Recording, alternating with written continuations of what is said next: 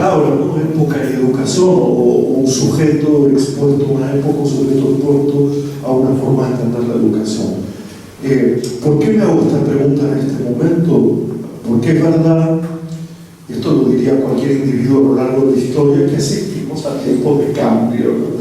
Eso lo dice cualquier individuo, lo habrá dicho alguien en la Edad Media, lo habrá dicho alguien en el Renacimiento. Estamos en una época de cambio, ¿verdad? Pero como estos son los cambios que me afectan a mí, como este es el mundo en el que yo vivo, como esta es la vida que yo tengo, evidentemente estos cambios me afectan particularmente, no me son indiferentes. Y cuando hablo de época, obviamente no estoy delimitando una etapa histórica, sino un conjunto de elementos que para algunos constituyen virtudes y para otros constituyen verdaderas pesadillas.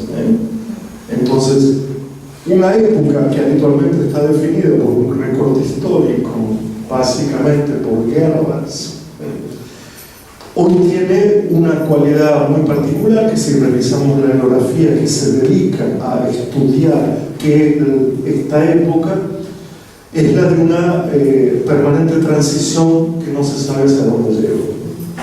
Es decir, que a diferencia de otras épocas, esta parece tener como gran sentido su sinsentido.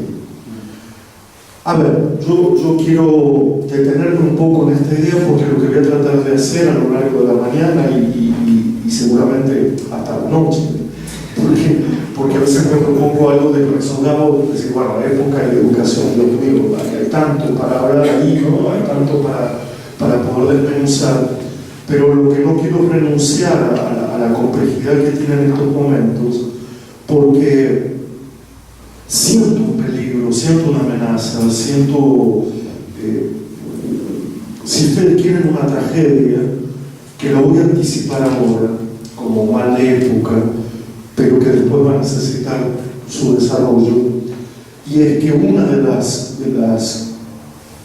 ya inmediatas consecuencias de la época en el sujeto y en la idea de educación es algo que yo he llamado, no demasiado, no tiene ninguna virtud de haberlo llamado así, la separación entre niñez e infancia. ¿A qué me refiero con esta idea de separación? Que se puede ver, se puede apreciar casi por primera vez que eso que generalmente estaba adosado a la niñez, que era el tiempo de la infancia, hoy está separado.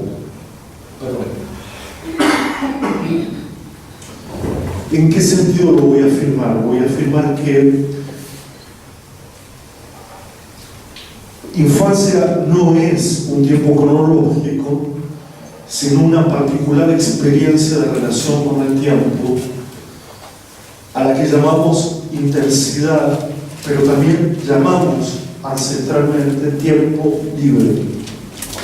Infancia designa un particular tiempo que es el de la liberación del individuo en relación al tiempo de trabajo o al de la carga gravosa del mundo sobre sus espaldas. Por lo tanto, es una experiencia que no solo ocurre en la niñez, ocurre a lo largo de toda la vida, cada vez menos, pero ocurre a lo largo de toda la vida. Nosotros tenemos tiempos de infancia, cuando ensoñamos, cuando jugamos, cuando leemos porque sí, cuando hacemos cosas sin ninguna utilidad ni provecho.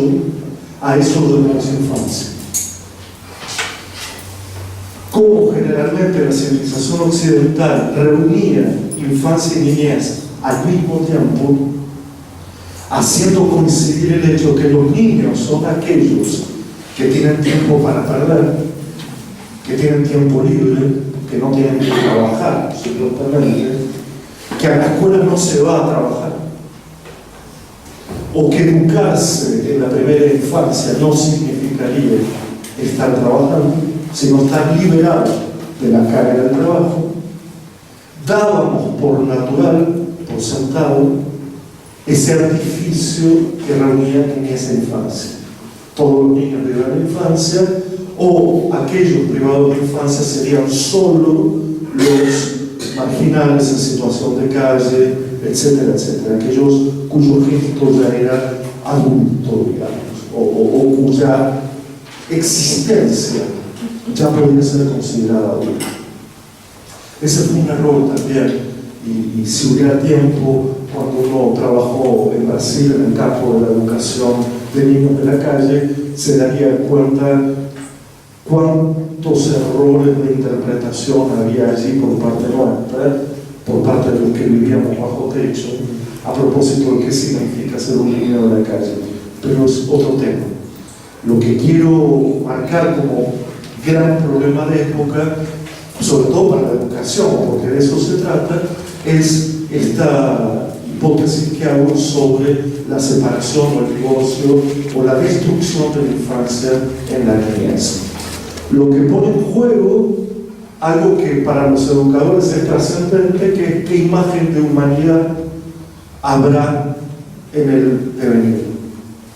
No solo en el aquí y ahora, no solo en el retrato de una época determinada, no solo en la mezquindad de un momento, sino que uno también, desde el punto de vista de la ética educativa, se pregunta qué efectos provocará algo en una imagen posterior de humanidad, ¿no?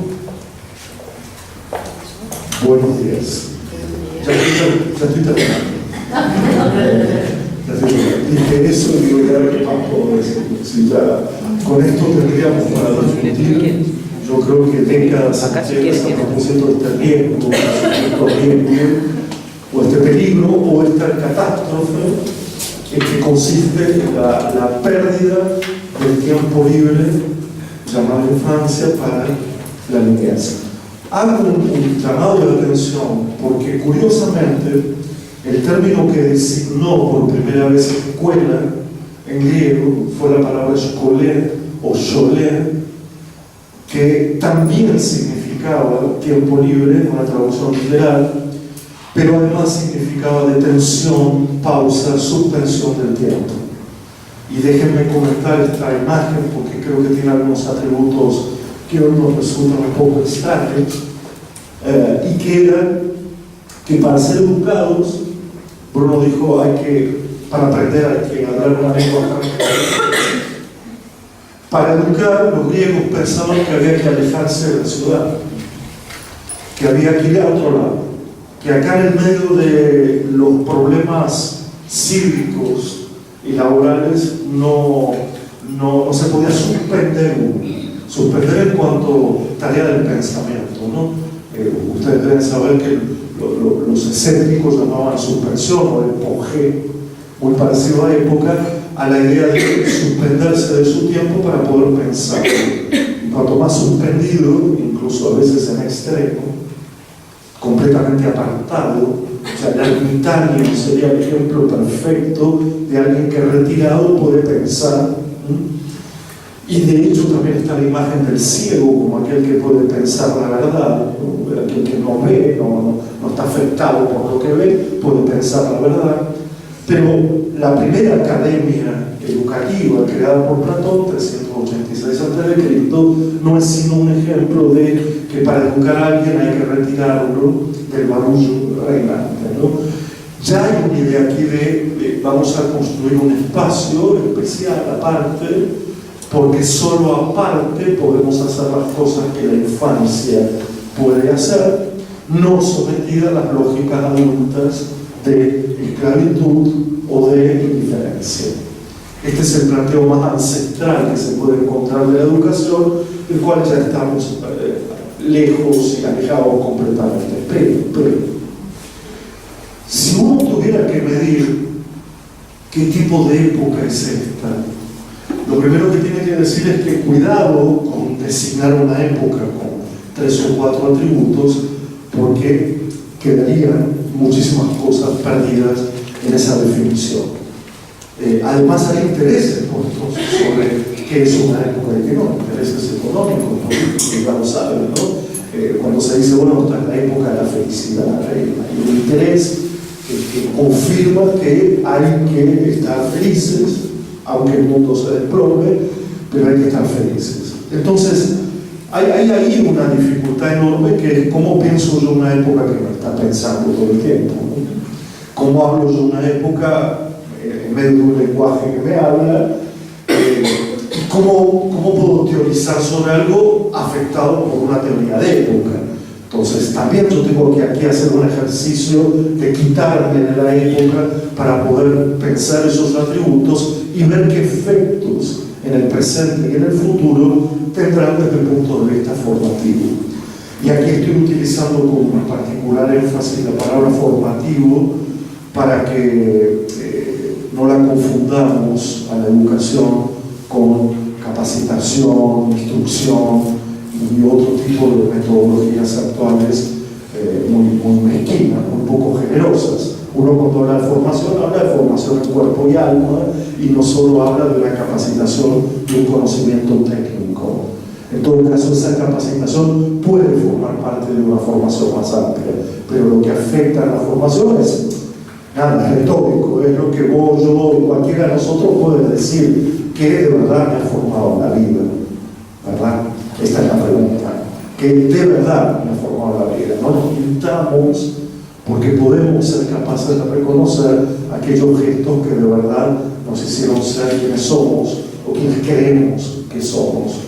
Y esos gestos son tan trascendentales que deberían, agrupados, constituir la verdadera educación para nosotros. Es un ejercicio que uno hace en la universidad para futuros educadores y que consiste ni más ni menos que en una suerte de autobiografía narrativa, por cierto, sobre qué te formó en la vida de verdad. Tener que ser capaces de reconocer esa verdad bella, esa verdad desgarradora, esos no, esos sí, esa mano en el hombro, esa mano demasiado en el hombro, ese autoritarismo, ese afecto, y puesto así, como todo eso constituye el material con el cual uno va a educar a los demás. Porque ahí ocurre otra tragedia, en mi modo de ver, que es el recorte o la separación, difícil de producir a mi modo de ver, entre qué te ha formado a vos y qué de eso es la formación que vas a plantear a los demás, por qué desgajarla, por qué separarla, cuando uno ha hecho ese proceso de autobiografía a propósito de qué te formó. Repito, ese de verdad, porque no es la verdad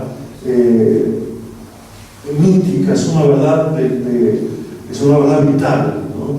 Yo creo que cualquiera de nosotros es capaz de reconocer que te ha formado la verdad y que ha sido una tontería, sin ninguna importancia en tu vida, a pesar de que esté colocado ahí como la didáctica, el currículum, el contenido, la materia, y que uno sabe que ese lenguaje especializado no es el que te forma es los vínculos que has tenido en términos de como alguien que ha presentado una cuestión y no la cuestión. Pero en fin, eso lo podemos ver más hacia el final.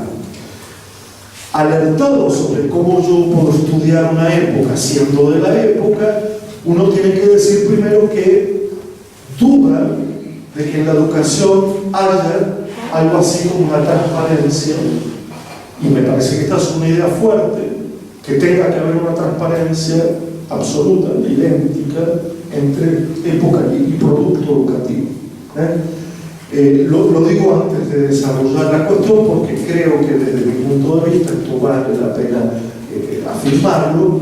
No está dicho, natural, o no hay nada que lo muestre de una manera particularmente beneficiosa que a tal época le corresponde tal tipo de educación, y que la educación, repito, como dije al principio, solo va a remolque, va a la atracción de la época.